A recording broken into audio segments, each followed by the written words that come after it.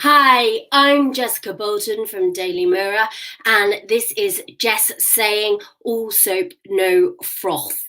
We're going to be talking about some of the biggest soap storylines and some of the very hard-hitting ones that are on our screens at the moment. And we're starting with Hollyoaks, which has been doing its county line storyline over the past few months, and it's such an important thing. It comes to a culmination this week with a very sad and emotional week ahead of us.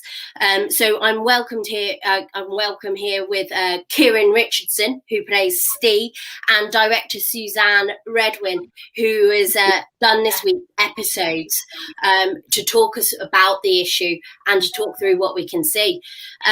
Guys, it is a very big storyline, isn't it, for the soap about tackling county lines? Has it been very emotional?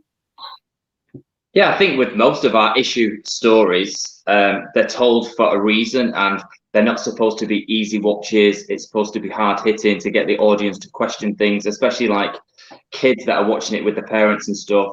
You know, it's great to have this little window and insight into the not so nice things that happen in the world for when they do become adults, that they're a bit more aware that these kind of things happen. Even for me, like,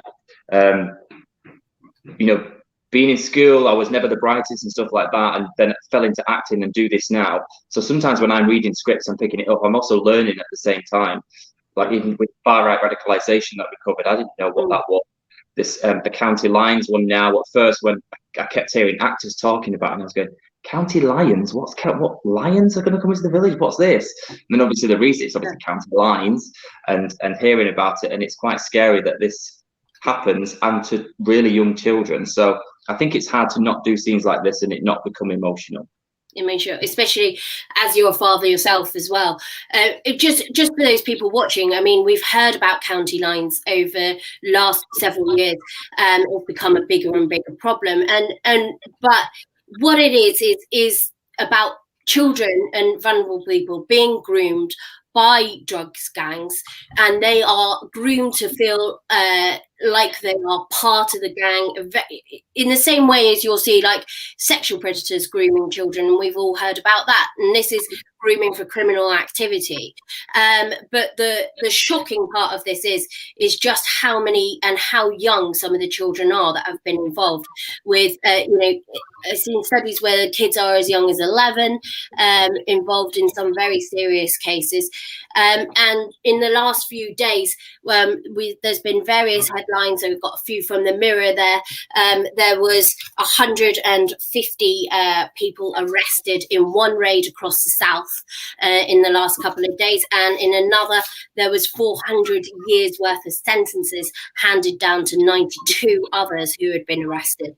So we really are getting to... These are like really young children, and their lives are now ruined from these gangs and this drug trafficking that goes on. It's awful and horrendous that these kids have had their lives destroyed by other people infiltrating their decisions and forcing them, making them sell drugs that they initially don't want to do, but they get groomed and lured into doing it by being offered other things as an incentive, and then they get pressured into doing it. It's awful.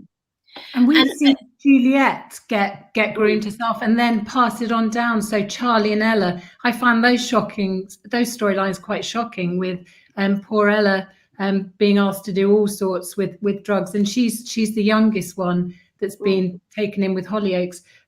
But what I think is really good, and what Hollyoaks does well, is shows how it affects loads of families, and not just be those children villains or victims. All the families are all affected in the same way, and we see great performances this week with Gary Lucy, being how he's reacting with Gabriel, who's obviously plays Ollie, has a much harder time than Billy, who Sid's really trying to get his friend Juliet out, and then obviously Kieron's involved in that storyline. There's so many people, and this is how it affects the people in real life. So it's just really eye-opening. I didn't know what a trap house was until Hollyoaks a few months ago, my previous block. So, as Kieron said, you just learn, and it's important to open people's eyes that these things do exist. Yeah, we got a message here from Pauline Jones who says it wrecks families. I hope, Pauline, you're not going through anything yourself, but it is something that people think it can happen to other people and to other kids, but it can happen across the board. There was another study today saying that young women are now being targeted on social media more because of the pandemic. They're sort of changing the ways they're reaching out to some of the kids and some of the victims. And social media has become a bigger part because people aren't at school for that period of the day when they can be a little bit more safe from such things as social media than they might be if they were at home and they've got access to it all day. There's a lot looking at to how the pandemic has changed sort of recruitment as such into just the headline that we saw from the Daily Mirror then, you think that the numbers decline a little bit because kids aren't at school and they aren't out in the streets as much as they were, but now we realise that they're doing it online instead, that it's scary that there's no end to this, that it seems.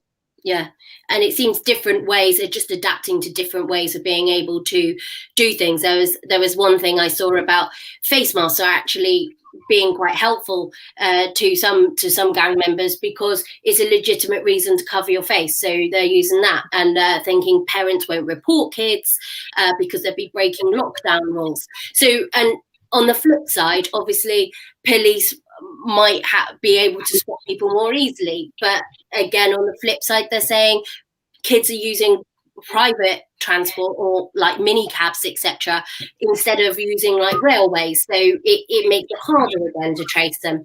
So it is an ongoing problem, as we all know. And I think it's been very carefully done, hasn't it, in the soap? And you've worked very closely with the Children's Society, I believe. Yeah, with every story that we do, there's lots of research that goes into it. It's not going into it blind and kind of guessing what happens. They speak to people that have gone through certain scenarios. Maybe their stories would also be in the show, but changed a little bit.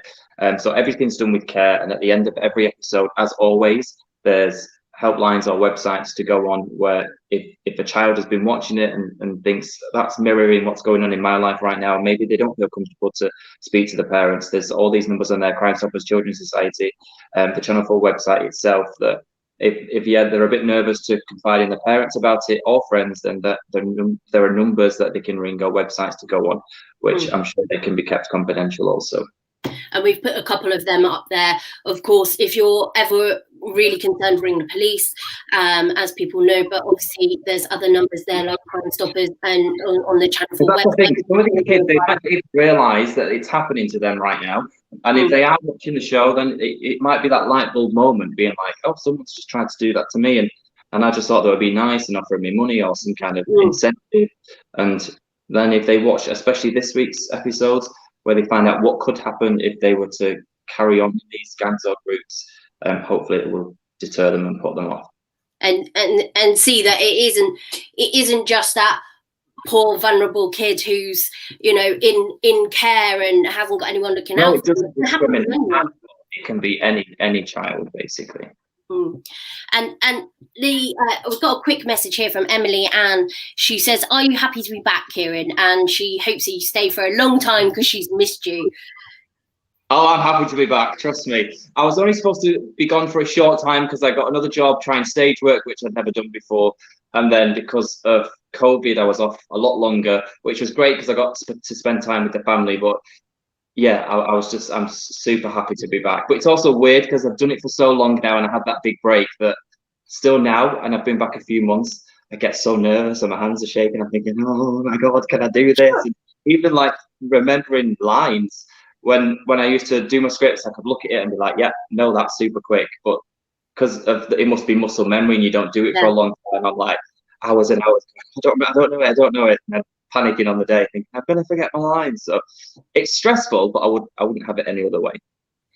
We got another one here from Shells saying, "Don't ever leave Hollyoaks. I love your character."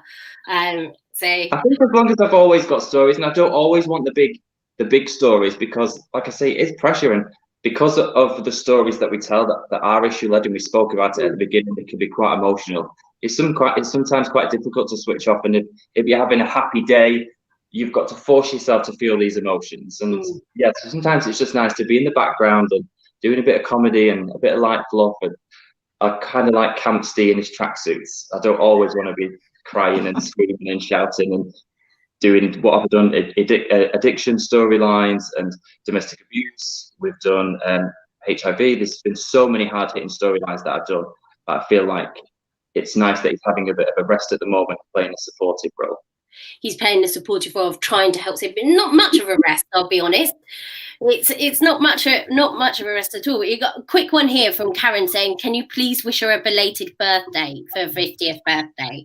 Karen Brown, happy 50th. Mwah. Lovely, I love it. Thank you.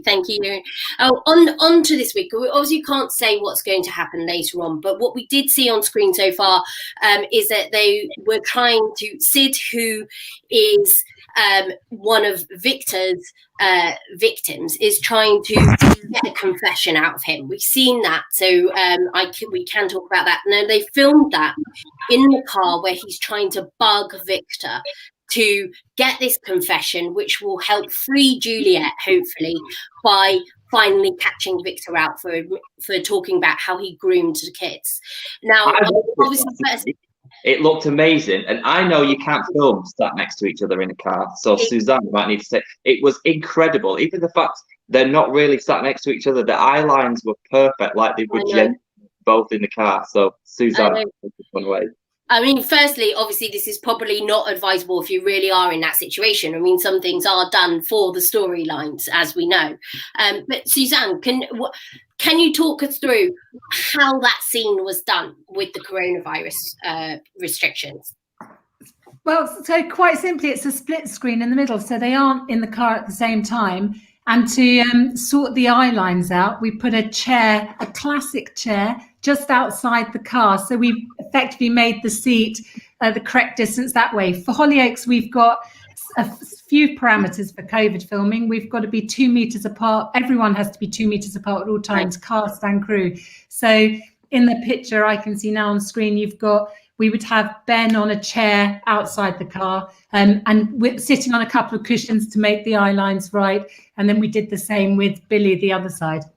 But it's quite time consuming because you've got to get the sound guy in first. He's got to put the mics in. Then he gets out. Then the car has to be fogged to make sure it's all COVID clean. You have to wait 2 or 3 minutes and then Billy can go in. And then obviously he comes out. It's got to be fogged. The sound man can go in, get the mic, move the mic, blah, blah, blah, until you finish. So it does take time. And time's never on your side in the soap. We've got to go quick. So scenes that would have taken sort of a fraction of the time, and now you're pretty much plotting them out as major stunts, really, in your mind of how you're going to do it. Yeah, or putting them somewhere where you don't have that kind of time restriction. That obviously had to be in the car because the listening device is in the pocket just below Billy's legs there. So it had to be all about him getting that confession in the car. And it was nice for them to have a nice sit down, or one of them sit down inside at the time. Yeah, it probably was. I mean, it's going to be very dramatic this week as we see try to finally bring Victor down. A lot of people asking us, will he finally do it? Will you all finally be able to bring Victor down? Obviously, you don't want to give anything away, but I think it's going to be a lot harder than what they imagine. Is that fair to say?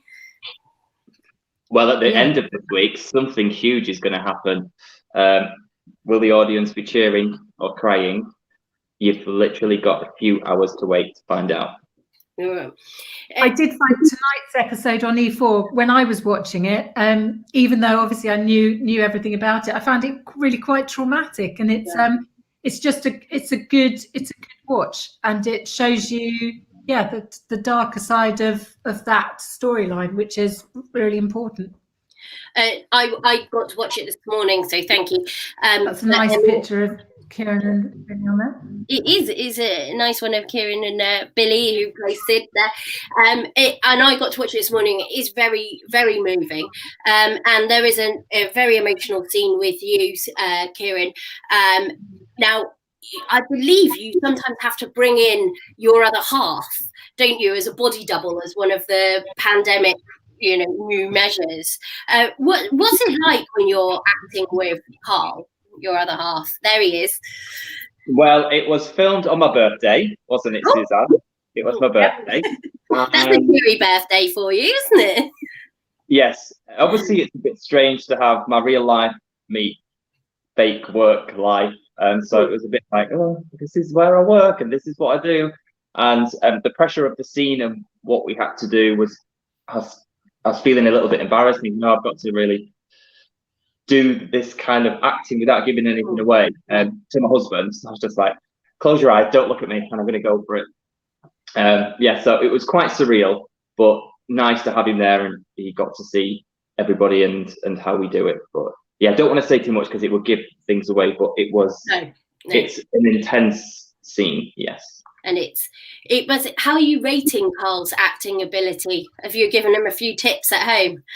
Well, I was just like, close your eyes, don't look at me. So there was no acting. Yes. So that's all the acting you're letting him do. Don't do. He's not going to be following in your footsteps now. So you've got to take. No. What other measures have you had to use during filming this storyline, Suzanne? Not just this storyline, but just in terms of general block. It's all about blocking, isn't it? How you move those cast around that environment. Personally, I love a huge, great big prop or a big car or a kitchen island or something like that in the middle, so that you get you're not worried about the distance, because the distance is explained by something else.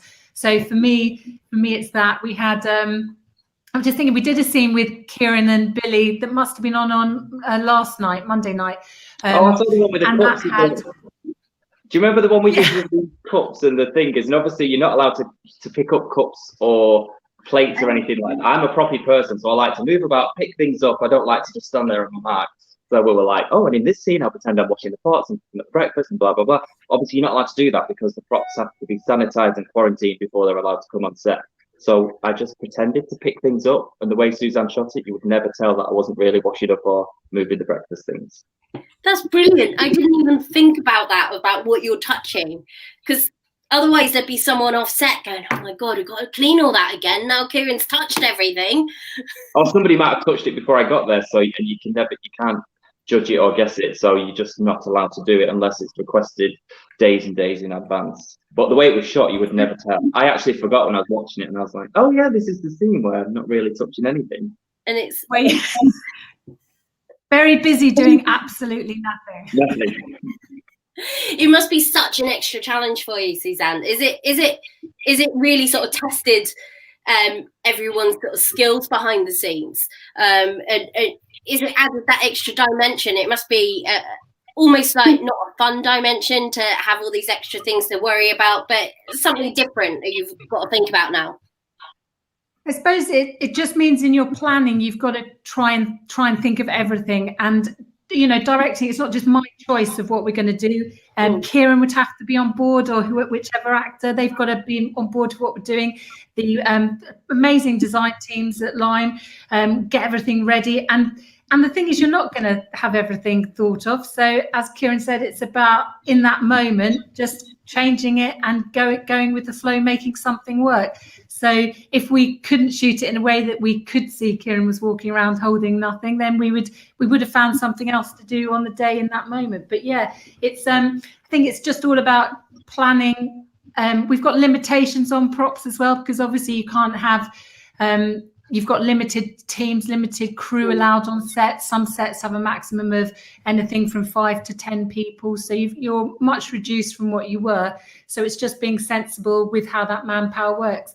But I've quite enjoyed COVID. We've got no kit anymore. We've got no track, no dolly, no Steadicam. So occasionally you're asking your cameraman to pretend he's on a track and walk that way. And it's all, everyone's really up for it there. Everyone's really helpful. And you've just got to all get together as we do, I think, on Hollyoaks and make it work. Make it work, because I mean, you are famous for some of the huge stunts that you do, so it must be quite daunting when you're coming to a big storyline like this and coming to the culmination of it, of how to get that drama and that excitement still whilst being so careful. Will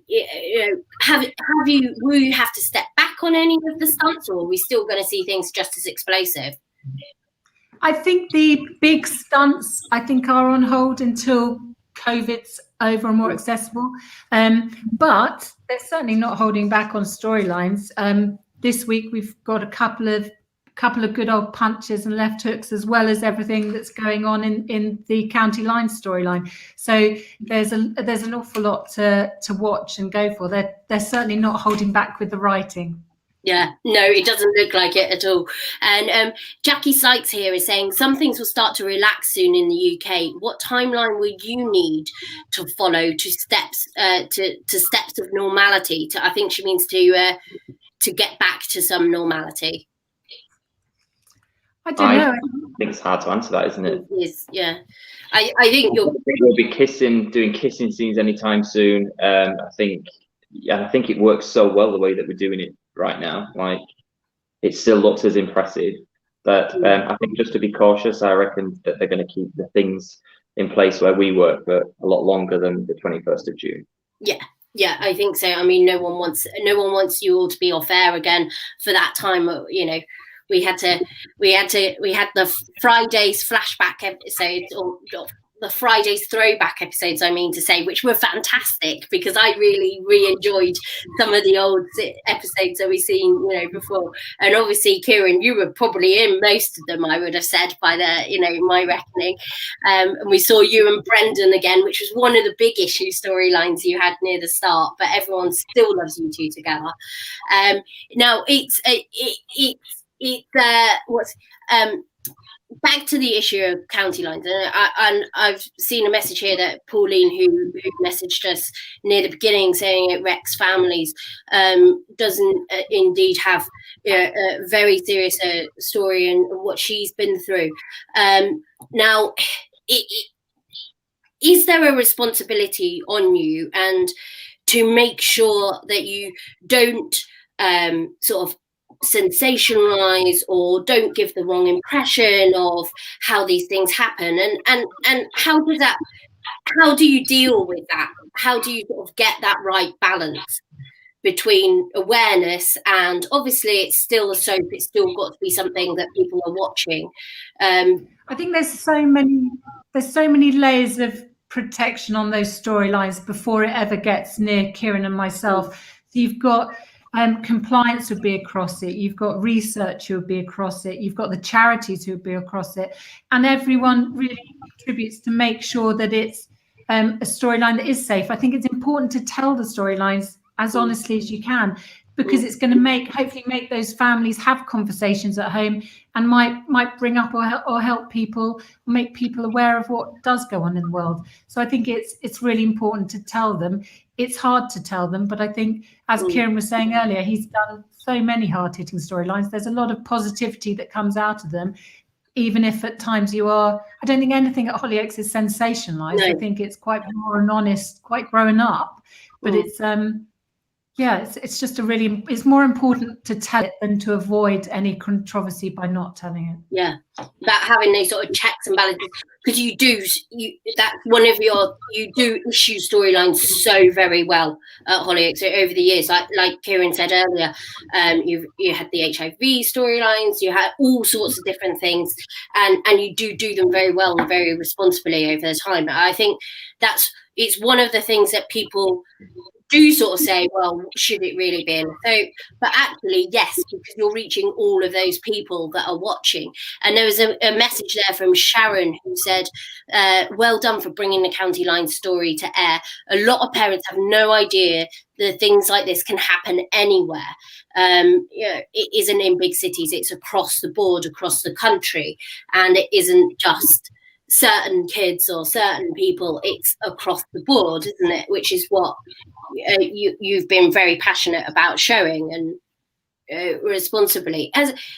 How has it been very emotional for you, Kieron, especially as a dad? I know we touched on that earlier. Obviously my kids are so young right now that I don't worry about it imminently for them, but I guess just watching it and learning with the audience of what goes on, that it's quite scary that it can happen to really young kids. Like our Ella character in the show is so young, and we see how much it's affected her her family and everything that happened in the New Year episodes, and then it's then Mandy's trying to protect her daughter in a situation that she shouldn't really be put in. Then in last night's episode, you know, Gary Lucy's character has been trying for weeks and weeks and weeks to get Ollie clean and sort him out and get him away from everything to do with the county lines, and he's kind of at his wit's end and he doesn't know where to go or what route to take anymore. And I think that's the beauty about it, that we have got this shop window to look into twice a night, one at 6:30 and one at 7:00, which might show a little bit of guidance of maybe how to deal with situations, or like Suzanne said, just to highlight it when parents might be ignorant to the fact that this is actually going on, and they're just sat down eating a tea, watching television and thinking, oh, I didn't realise that this happens. And like we say, it starts a conversation. Yeah, exactly, which is just what you want. And how does this compare to some of your past storylines, Kieron, in terms of like you? Sometimes you say it's a bit of a joke when I list them off, and I was thinking, so we did teenage domestic abuse with Steve and Amy at the beginning, then we did same-sex domestic abuse with Steve and Brendan, then he nearly tried to kiss his dad, which is not really an issue. Well, it's not an issue story, but shouldn't really be happening. He had addiction problems with drink and drugs, and then it turned into crystal meth when we had the 3-hander episode where Tony was trying to get him off it. Then what did we do next? We've had the Who Killed Amy, and was it Steve? But it turned out to be Duncan from Blue. Always Duncan from Blue, blaming for everything.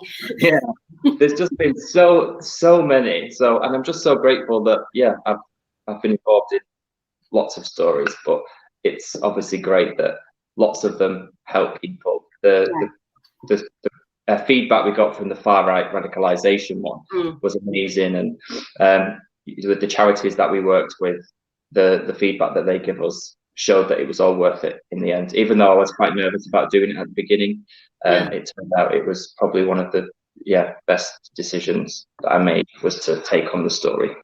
You must have been really nervous about that, because you're putting yourself in that position of being the villain, just to simplify it again, aren't you? Of you know. I get quite protective of Steve, and I was thinking, would this happen to him? And absolutely, like we say, it's about grooming, just like the current storyline with Steve. He was groomed into that situation. It wasn't his natural thoughts, and he was kind of forced into doing it and lured by given a job and given a house and given all these things, and he wasn't really thinking in his right mind. And it's happened to him before, years ago.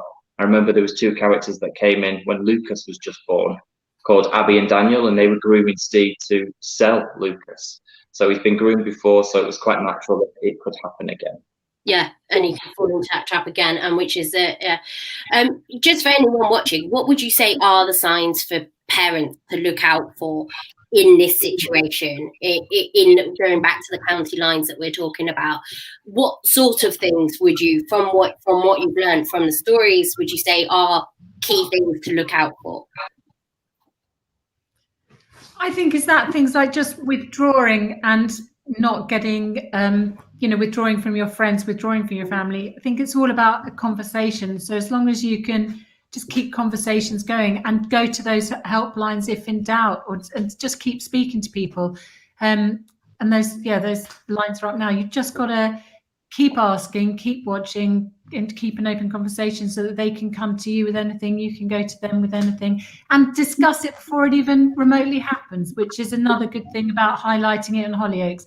You can at least have that conversation now so that people know. People, as Kieron said earlier, you might not be aware if you're being groomed. So it's just get that all together. All together, get that so all working together, everything you can do, it just really helps in any way on those sort of things. So thank you so much for talking about this and why it's so important. Now I want to see Victor walk into something and a giant bomb or something. That's what I'd quite like after all this time, honestly. And what would you like to see in the ideal for Steve going forward, Kieron? Not to do with this story, with to do with any stories, do with any storylines. What would you like to see? I've been told there's whispers about a future one, which is in the future, which obviously I'm not going to say. No. But when I got told about this one, I was like, Yeah, go on then. I fancy doing that. Again, it's something that's never been done before on the show, and it might not happen. It's literally whispers, and it's going to be like months and months and months away if it's going to happen. Yeah. But it's another one that if I get it and I get to do it, yeah, I'm going to pull my socks up and work really hard, and I think the audience will love it. So, how long does it take to plan something like this, Suzanne? Like, I mean, obviously you directing the episode, but you know, are you talking with writers about these sort of storylines? Sort of, is it a year in advance? Is it 6 months in advance? When it's a big issue storyline like this? Yeah, I think this is well thought out a long time in advance, and they go through story conferences. For even now, they'll be well into planning the end of next year. So there's an awful lot of prep and an awful lot of time to go. I'm interested in Kieron's one. That sounds exciting. I love Seacrest. I love Steve and James together. I think they're really sweet. Well, that's what we're doing at the moment, is a kind of will they, won't they situation. And I think you might see something tonight where they're together. I'm in the will they camp. I'm like, go. But I like Sid and Juliet, and I think they, you know, and I know that's never going to work out, but there's so much love there at friends. I think that's just the sweetest relationship. And so yeah, there's so much that you root for, and you just want these things to happen. But yeah, whenever you've got Kieron in your script, you know you're going to have something hard hitting to happen. You know, you're going to have something really easy. You get in the script and go, who do I get to kill off this week? It must be brilliant, Suzanne. You must love it. It is quite exciting. But you shouldn't be excited about those kind of things. No, of course. I think we said before, didn't we, Kieron, when you were in there with Tegan, she plays Tegan, you didn't want her to die, so she was just going to try and keep her eyes open. That must be awful when you become like best friends with these people. You spend 12 hours a day with them, so it's hard not to build up this relationship. It's obviously a lot harder right now because the show's normally quite a social place to be, and we spend time outside of work together, which we're not doing right now. But when Jess Ellis was there, who played Tegan, we were like genuine brother and sister. So when she told us, "Oh, I'm going, I'm going to be killed off as well," I was a little bit heartbroken because it kind of, you feel like, oh, that's it forever. But we still speak all the time. Just like with Rona that played Cheryl and Emmett that played Brendan, you make these friendships with people, and we still keep in contact, which is really nice. I'm still hoping they bring Emmett out of jail, or Brendan out of jail, and you two can get back together. I'm still rooting for that. But then I keep seeing, he's got another job and another job and another job. So we need to get his agent to stop ringing him, and then it might be possible. Yeah, exactly. Just getting back so Steve can have that happy ending. That's all I'm thinking. Thank you both so much for talking about this, and it's been fantastic. Thank you, Suzanne, for joining us as well, especially because I know it's such a big week that you've been directed the whole week this week. So it's going to be great tonight for those that haven't seen it yet, and for the rest of the week as well. So it's emotional stuff, but it's good stuff. So thank you both for joining us and talking about it. Thanks Thank you so much, and enjoy it. Tonight's very exciting on E4. It is. It's great. It's at 7 o'clock on E4, 6:30 for Channel 4. Yes, and 7 o'clock for the big episode if you tune into there. And once more, we'll just show those numbers again if you do have any issues yourself. So thank you so much, everybody. Thanks, Jess. Thank you. Bye. Bye, Suzanne.